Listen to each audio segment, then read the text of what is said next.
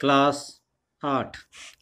आज हम पहला जो चैप्टर चल रहा है हमारा उसको आगे पढ़ते हैं। हमने संसाधन क्या था इसके बारे में पढ़ लिया था। मूल्य क्या है, संसाधनों का उपयोग किस वजह से होता है, उनकी उपयोगिता के कारण होता है और उपयोगिता के कारण ही इनका मूल्य होता है। और ऐसे दो कारक हैं जो पदार्थों को संसाधन बनाते हैं, वो हैं समय और प्रौद्योगिकी। पेटेंट के बारे में पढ़ा, प्रौद्योगिकी के बारे में पढ़ा। अब नेक्स्ट है उससे आगे संसाधन कितने प्रकार के होते हैं। हम संसाधनों को मुख्य रूप से निम्न भागों में बांट सकते हैं। सबसे पहला है प्राकृतिक संसाधन, दूसरा मानव निर्मित और मानव। ये तीन टाइप्स हैं, क्योंकि मानव भी खुद एक संसाधन है। तो सबसे पहले हम प्राकृतिक संसाधन पढ़ते हैं। जो संसाधन हमें प्रकृति से प्राप्त होते हैं और अधिक संशोधन के बिना ही उपयोग में लाए जा सकते हैं, उन्हें प्राकृतिक संसाधन कहलाते हैं। अर्थात ऐसे संसाधन जो हमें प्रकृति प्रदान करती है और बिना किसी एडिटिंग के, संशोधन के हम उनका उपयोग कर सकते हैं, वे प्राकृतिक संसाधन कहलाते हैं।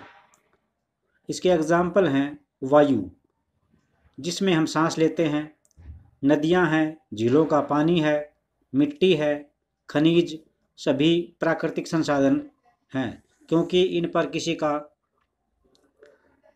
नियंत्रण नहीं है। नियंत्रण उसी देश का है जिस देश में ये पाई जाती हैं। तो ये प्रकृति ने हमें फ्री में दी हैं, लेकिन मनुष्य ने इनको व्यावसायिक बना दिया गया है। इन संसाधनों में बहुत से प्रकृति के निःशुल्क उपहार हैं और सीधे ही उपयोग में लाए जा सकते हैं।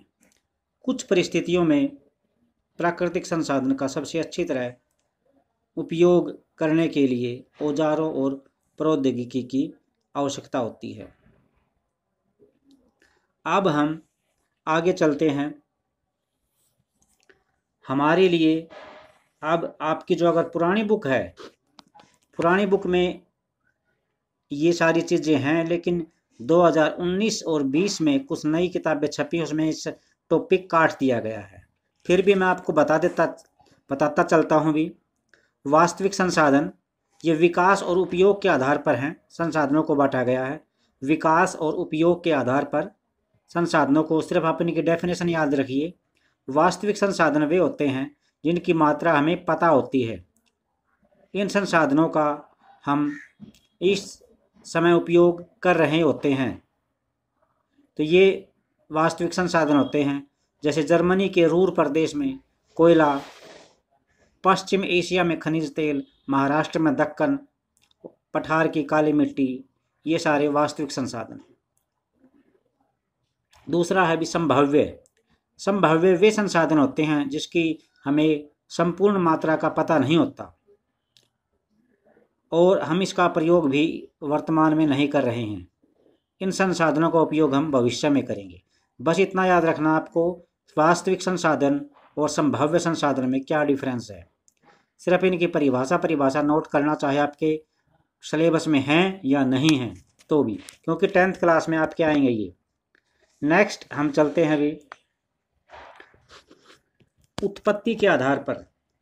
बीच वाला पोर्शन हमने छोड़ दिया है क्योंकि आपके सिलेबस में नहीं है, लेकिन ये जो मैंने बताया अभी ये आपके सिलेबस में 10th क्लास में आएगा। उत्पत्ति के आधार पर संसाधनों को अजैव और जैव संसाधनों में बांटा जा सकता है। ये वाला पोर्शन जो मैं पढ़ रहा हूँ ये भी आपके सिलेबस में नहीं है इस बार, लेकिन ज़रूरी है आपके लिए, नॉलेज के लिए। उत्पत्ति के आधार पर दो प्रकार के हैं भी संसाधन, अजैव और जैव। अजैव संसाधन निर्जीव वस्तुएं होती हैं जिसमें जीवन नहीं होता, जबकि जैव संसाधन सजीव होते हैं। मिट्टी, चट्टानें और खनिज अजैव संसाधन है, परंतु पौधे और जंतु जैव संसाधन है। अब इसके बाद नेक्स्ट जो आपके सिलेबस के अंदर है और ये भी 10th के अंदर आपको देखने को मिलेगा, प्राकृतिक संसाधनों को विस्तृत रूप से दो भागों में बांटा गया है, नवीकरणीय और अनवीकरणीय। वेरी वेरी इम्पोर्टेंट आपके लिए इस बार भी और आगे आने वाली क्लासों में भी और आगे आने वाले कम्पिटिटिव टेस्ट में भी। नवीकरणीय संसाधन वे संसाधन हैं जो शीघ्रता से नए बनाए जा सकते हैं अथवा उनकी पूर्ति हो जाती है। इनमें से कुछ असीमित हैं और उन पर मानवीय क्रियाओं का प्रभाव नहीं होता, अर्थात ये वो संसाधन हैं जिनकी हम शीघ्रता से नए के रूप में इनको प्राप्त कर सकते हैं, अर्थात इनकी पूर्ति कर सकते हैं। इनमें से कुछ संसाधन असीमित हैं और उन पर मनुष्य की क्रियाओं का प्रभाव नहीं होता, जैसे सौर ऊर्जा है, पवन ऊर्जा है। लेकिन फिर भी कुछ नवीकरणीय संसाधन जैसे जल, मिट्टी और वन का लापरवाही से अगर उपयोग किया गया तो ये उनके भंडार को कम कर देगा। और जल अभी तो नवीकरणीय संसाधन है और ये ऐसा संसाधन हो जाएगा जिसके बारे में हम कल्पना भी नहीं कर सकते। ये अनवीकरणीय बन जाएगा, इसको प्राप्त करना मनुष्य के लिए दुर्लभ हो जाएगा। जल असीमित नवीकरणीय संसाधन प्रतीत होता है, अर्थात हमें जल अभी तो काफ़ी मात्रा में चारों तरफ दिखाई देता है, फिर भी जल की कमी और प्राकृतिक जल स्रोतों का सूखना आज विश्व के बहुत से भागों में बड़ी समस्या बनी हुई है। तो जहाँ पर जल नहीं है उनको पता है कि जल का महत्व क्या होता है। तो आप भी जल बचाएं, जैसे घरों में पैसे बचाते हैं उसी तरह जल का भी सुनियोजित उपयोग करें। नेक्स्ट हमारा है अनवीकरणीय संसाधन। अनवीकरणीय संसाधन वे संसाधन हैं जिनका भंडार सीमित है, अर्थात जिनकी मात्रा कम है। उनका भंडार अगर एक बार ख़त्म हो गया तो उनको नए बनाना या उनकी पूर्ति करना इसमें लाखों साल लग जाएंगे और ये असंभव है। यह अवधि मानव जीवन की अवधि से बहुत अधिक है और ये जो क्या बताया, इन संसाधनों की दोबारा पूर्ति करने में जो समय लगेगा उसकी अवधि मनुष्य के जीवन से बहुत ज़्यादा है। इस प्रकार के संसाधन अनवीकरणीय कहलाते हैं। कोयला, पेट्रोलियम तथा प्राकृतिक गैस इसके एग्जाम्पल हैं। तो ये वेरी वेरी इम्पोर्टेंट है, बहुत ज़्यादा इम्पोर्टेंट है अनवीकरणीय संसाधन, अर्थात ये वो संसाधन हैं जिनकी सीमित मात्रा होती है, सीमित भंडार है और यदि एक बार इनका भंडार ख़त्म हो गया तो उनकी दोबारा से पूर्ति करना या उनको नए बनाना बहुत मुश्किल हो जाएगा। इसमें बहुत ज़्यादा हज़ारों साल लग जाते हैं, तब तक पता नहीं मनुष्य कितने जन्म ले लेता है। इसलिए इनको अनवीकरणीय संसाधन कहलाते हैं। कोयला, पेट्रोलियम और प्राकृतिक गैस इसके एग्जाम्पल हैं। ये जो नेक्स्ट है सर्वव्यापक और स्थानिक, ये आपके सिलेबस में नहीं है परंतु फिर भी इनकी जानकारी आपको होनी चाहिए। सर्वव्यापक जैसे भगवान सभी जगह रहता है, सभी जगह पाया जाता है, पत्थर में भी, पानी में भी, जल में भी, तो उसी तरह सर्वव्यापक वे होते हैं जो संसाधन सभी जगह पाए जाते हैं, हर जगह पाए जाते हैं, उनको हम सर्वव्यापक कहते हैं।